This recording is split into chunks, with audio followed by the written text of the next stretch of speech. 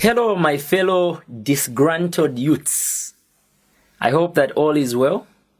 And I want to encourage and appreciate each and every one of you for being part of this great revolution for a better future for Mother Zambia. I believe we have all been following the events that have been happening lately with regards to our voices and our freedoms. And I just want to appreciate each and every one of you for your resilience and for your continued support and solidarity. Thank you so much. I have noted with concern some of the remarks that were issued by the Honorable Minister for Lusaka Province, and I would like to state the following. If the intent was to instill fear in me and many other people that are offering divergent views and that are speaking for the people, then here comes my apology. I am sorry to disappoint you, and I'm sorry to say I will not be intimidated, and we will not be intimidated as Zambian youths. I also want to say an attempt to silence B-Flow is an attempt to silence all the Zambian youths and the suffering Zambians. And that should not be the case. So, just to add further to my apology, I apologize for my inability to apologize, because we do not apologize for telling the truth. That's just how it is. I think this is my opportunity and time to remind our leaders that you are not our bosses. I think, let me remind you who the bosses are. The bosses are those people that you follow in their constituencies during campaign time. You kneel down and say, "Na papa tamwe bantu ndelo mbakwe voti yenu." Those are the bosses. And that's why we always emphasize the word serve, to serve. You are serving the people. The people that you serve are the masters. They are the bosses. They are your employers. They are the ones that have given you the employment. They are even the taxpayers that fundraise for you to have that wonderful salary, those allowances that you get in parliament. They are the ones that fundraise for you to have all those big cars that you are driving. So you cannot start to disrespect the people that have put you where you are. Indeed, it's true what they say, that power sometimes blinds people. I found it quite disappointing to hear the choice of words that came out of the mouth of a honorable minister addressing citizens who represent other citizens, and using words like nonsense, stupidity, naked, disgruntled youths. These are the names that our leaders are now calling us. These are the words that are coming out of the mouths of our leaders in describing people that represent the majority suffering Zambians who are living in poverty. If you're Tukekala, is that how we're going to live? For every word that you utter when you talk to a person like myself or to any other activist who speaks for the people, I think you should be aware that every time you utter such a word, you are saying it to the people that we represent. They are the ones you're calling these disgruntled youths. These youths who are too naked, that they can't speak because they are too naked according to you. The ones you're calling stinking nonsense. The ones whose words, actions, and call for good governance you are calling stupidity of the highest level. Surely are those the words that should come out of the mouths of our leaders. Wow.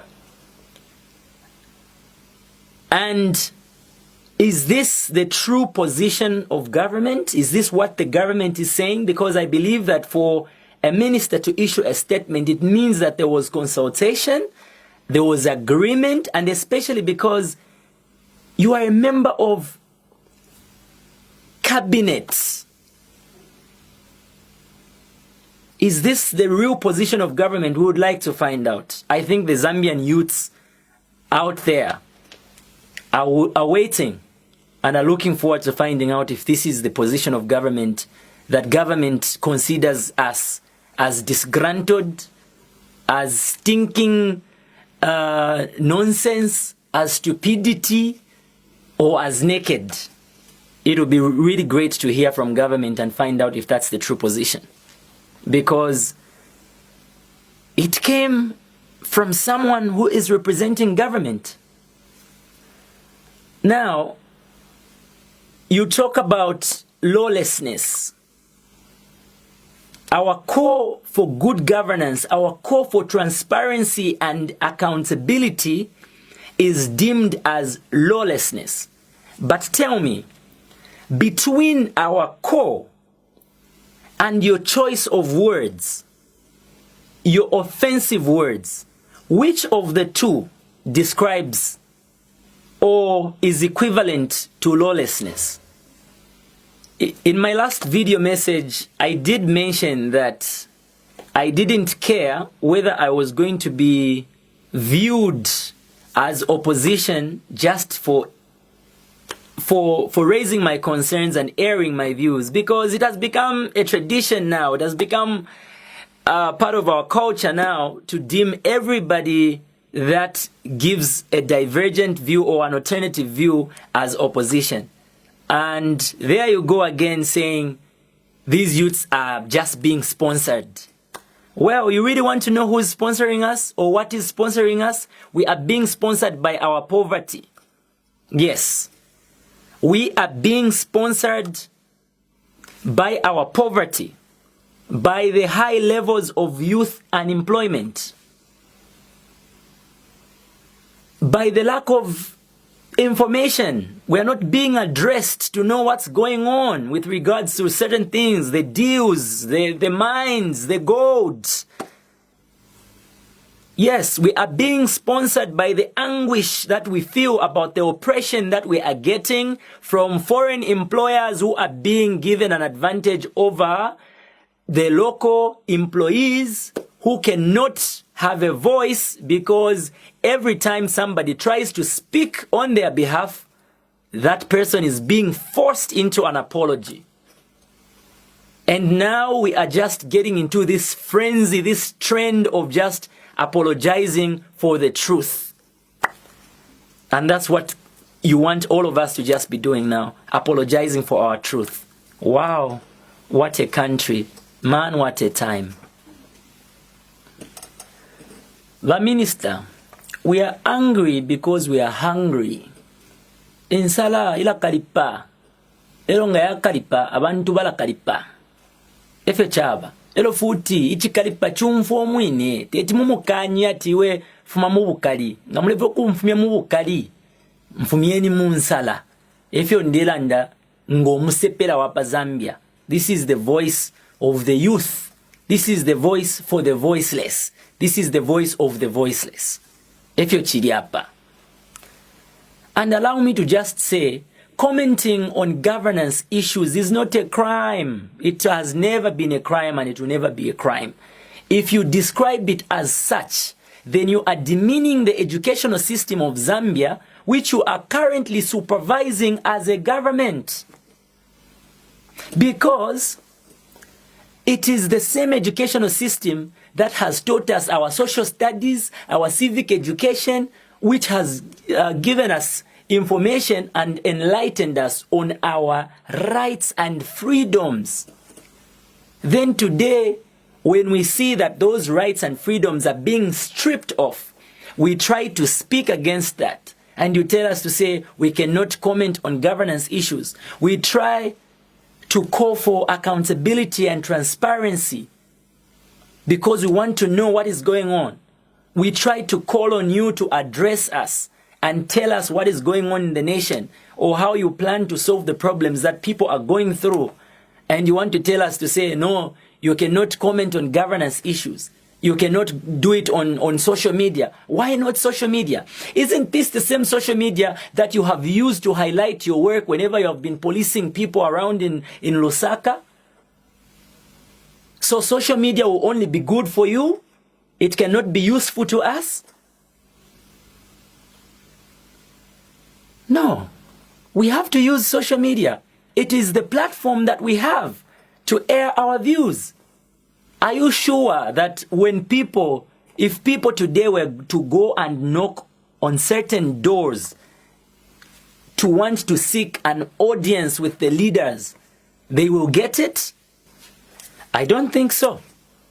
Because I have seen it for myself, how so many people struggle to have access to these nice air-conned offices of yours. The bureaucracies, how they can't just be attended to because they have no appointment with the great bosses. And you want to stop people for using social media. You want to stop people from using social media. You want to victimize people for offering checks and balances.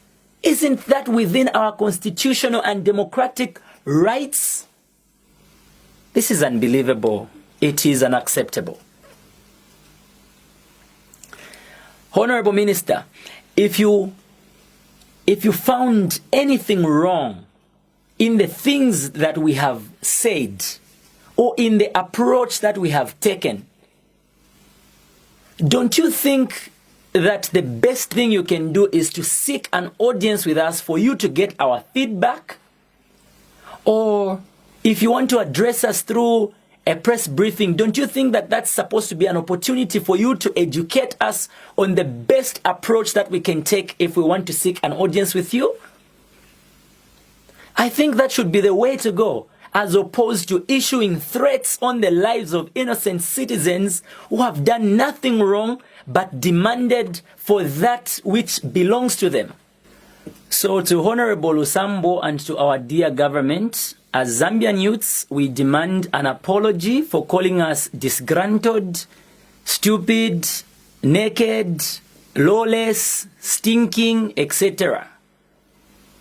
Simply because we demand for that which belongs to us, including our freedoms, including accountability. We further demand an apology for infringing our freedom of expression. Trust me, we mean no malice, and everything that we are doing here is not coming from a bitter place. It is actually out of love. It is because we love you, and that's why we do not want to see you fail. We also love our country because we want to make sure that our country continues to be ours and that our children can inherit a better country, and we want to make sure that we leave it better than we found it. That is our only wish. So to Honorable Lusambo and to our dear government, on behalf of the suffering Zambians and especially the Zambian youths, we demand an apology for being called disgruntled, for calling us naked, for calling us stinking nonsense, for considering our actions as lawless or as lawlessness simply because we speak our truth and we demand answers. We really do demand an apology for infringing on our freedom of expression and for not wanting to allow us to speak, for trying to silence us, for trying to zip our mouths when we cry because we are hungry. We demand an apology. In conclusion, I want to commend and appreciate each and every person that is showing solidarity through these difficult times when we're being issued with threats from our leaders.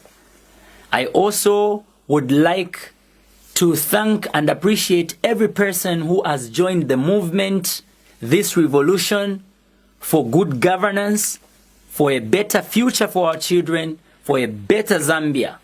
Thank you for your resilience. Thanks to the artists, the people on social media, the activists, not forgetting the Human Rights Commission for supporting us and for respecting the fact that we are simply exercising our democratic rights.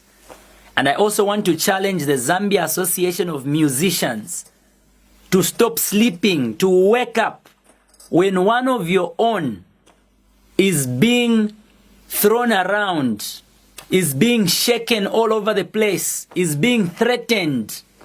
You are supposed to stand up, speak with them, move with them, get into some good trouble with them for speaking the truth. You are an artist, you are a mirror of society. You should represent the people. Thank you.